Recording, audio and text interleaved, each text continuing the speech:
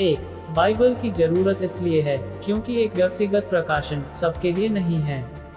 इसे आप इस तरह से समझ सकते हैं, परमेश्वर ने मानव जाति के लिए या किसी व्यक्ति विशेष के लिए जो भी योजना बनाई है उसको बाइबल में लिखित तौर पर दे दिया है। 2, हर कोई परमेश्वर के वचन को स्वीकार करने के लिए तैयार नहीं है। आपको यह बात भी समझनी होगी कि हर एक जन परमेश्वर के वचन को स्वीकार करना नहीं चाहता या उसकी इच्छा नहीं है।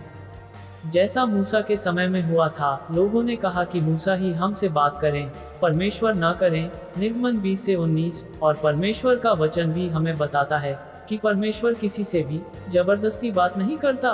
प्रकाशित वाक्य 3 से 20। वहाँ पर हम पढ़ते हैं कि यीशु मसीह द्वार पर खड़ा होकर खटखट आता है, तो वहाँ से समझ सकते हैं कि जो कोई भी आवाज सुनता है वो दरवाजा खोलेगा और प्रभु यीशु मसीह के साथ बैठकर भोजन करेगा, यानी कि उनके साथ एक संगति होगी। परंतु परमेश्वर या प्रभु यीशु मसीह इस काम को जबरदस्ती नहीं करते। 3, बाइबल की जरूरत इसलिए भी है, बहुत सारे लोगों को एक ही संदेश की जरूरत होती है।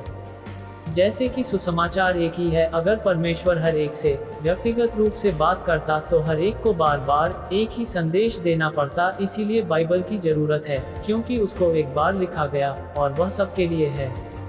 4, जुबानी संदेश पर्याप्त नहीं है। यह भी एक कारण है जो बाइबल की जरूरत के विषय में हमें बताता है। बाइबल परमेश्वर का वचन है।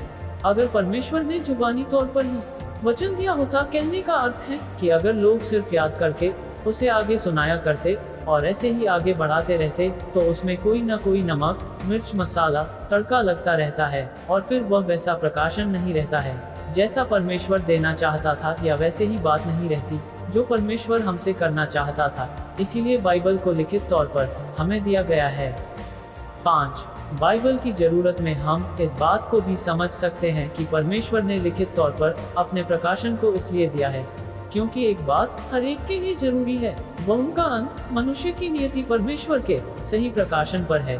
इसलिए परमेश्वर ने बाइबल को लिखकर हमें दिया है, न कि जुबानी तौर पर, और यह बात भी हमें बाइबल की जरूरत को बताती है। 6, बाइबल की जरूरत इसलिए भी है क्योंकि इसमें परमेश्वर का वचन लिखा हुआ है और एक लिखा हुआ वचन, एक लिखी हुई बात पीढ़ी से पीढ़ी तक वैसे ही बनी रहती है जैसे उसे लिखा गया था। और परमेश्वर ने इसीलिए लिखित वचन का इस्तेमाल किया ताकि जो बात परमेश्वर हमसे करना चाहता है, जो संदेश परमेश्वर ने आपके लिए रखा है, वो हमेशा वैसा ही बना रहे जैसा परमेश्वर चाहता है।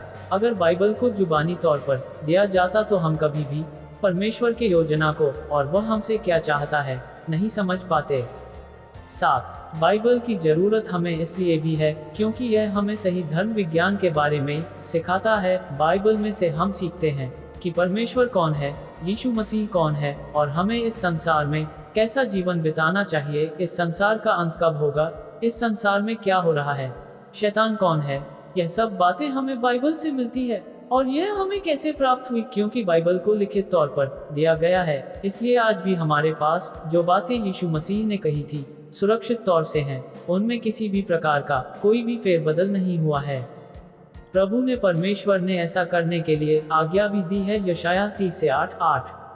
बाइबल की जरूरत हमें इसलिए भी है ताकि हम हर एक बात को बार बार जांच सके कि वह सच में सही है या नहीं।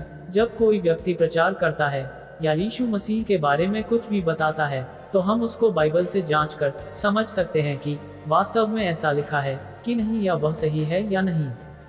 9, परमेश्वर ने बाइबल हमें इसलिए दी क्योंकि परमेश्वर ने हमें इस तरह से बातचीत करने के लिए बनाया है। आज परमेश्वर अपने वचन यानी कि बाइबल से हमसे बातचीत करता है। जो बातें प्रभु यीशु मसीह ने 2000 साल पहले कही थी, अगर आज उनको जुबानी तौर पर बताया जाता तो उनमें से तो बहुत सारी गायब हो गई होती, बहुत सारी बातों का तो उटपटांग अर्थ निकल चुका होता। परंतु परमेश्वर ने ऐसा नहीं होने दिया और आज हमारे हाथ में लिखित तौर पर बाइबल है। इसीलिए हमें बाइबल की जरूरत है। 10, बाइबल की जरूरत हमें इसलिए भी है कि हम परमेश्वर के वचन का अध्ययन कर सकें, उसको समझ सके और उसके मुताबिक अपने जीवन को जी सकते हैं। जब हम परमेश्वर के दिए हुए प्रकाशन का अध्ययन करते हैं, हम जान पाते हैं कि वास्तव में परमेश्वर हमसे क्या चाहता है। क्योंकि परमेश्वर लिखित तौर पर बात की है, तो यह हमारे लिए आसान हो जाता है कि उन बातों को अच्छे से समझ सके। और इसी बात को भजनकार भी कहता है। भजन 1, 1 से 3 धर्मी जन परमेश्वर के वचन पर दिन रात ध्यान करता है और एक बोली गई बात पर आप जितना ध्यान नहीं कर सकते जितना कि आप लिखी हुई बात पर हमेशा ध्यान कर सकते हैं।